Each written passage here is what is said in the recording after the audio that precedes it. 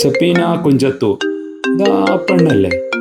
ഇവിടെ 2-3 മക്കളെല്ലാം ഉണ്ടല്ലോ, പിന്നെ എന്തിനാ എന്നെ വിളിച്ചോണ്ടിരിക്കുന്നത്? ഇതാ പിന്നെ സുഖമല്ലേ സപ്പീന കുഞ്ചത്തു? ഈ പെണ്ണെന്തിനാ എൻ്റെ സുഖവരം ചോദിക്കുന്നേ?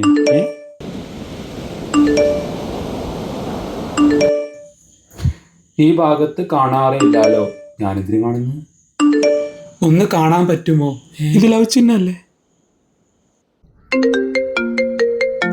പടച്ചോനെ സപ്പീന കുഞ്ചത്തൂര്, ഗുഡ് മോർണിംഗ്. ഇത്ര രാവിലെ മാടക്ക ജട്ടിയിൽ വരുമോ?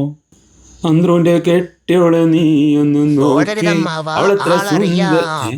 ഈ കാലമാടൻ ഇവിടെയും വന്ന ഞാൻ എവിടെ പോയാൽ ഈ കാലമാടൻ ഉണ്ടാവും എന്ന് നീ വിചാരിക്കുന്നുണ്ടാവും.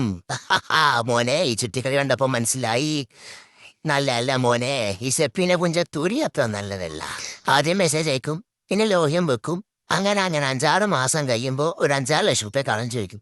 അത് നിന്റെ റിട്ടയില്ലെങ്കിൽ നിന്നെ ചെവല്ലുപോലെ വലിച്ചെറിഞ്ഞിട്ട് വേറെ ഏതെങ്കിലും എടുത്തിന് മെസ്സേജ് അയക്കാൻ തുടങ്ങും. എന്നെ ചെന്നാ ഇപ്പം ഞാനൊരു കാര്യം പറയാം. നീ പൈസ കൊടുക്കുന്നുണ്ട് നാഷണൽസ് ബാങ്ക് വഴിയേ കൊടുക്കാവൂ. എന്നാൽ നിനക്കൊരു തെളിവുണ്ടാവും. അല്ലാത്ത പക്ഷേ ആ പൈസ പോവും. അസൂയ കിട്ടാത്ത മുന്തിരി പുളിക്കും.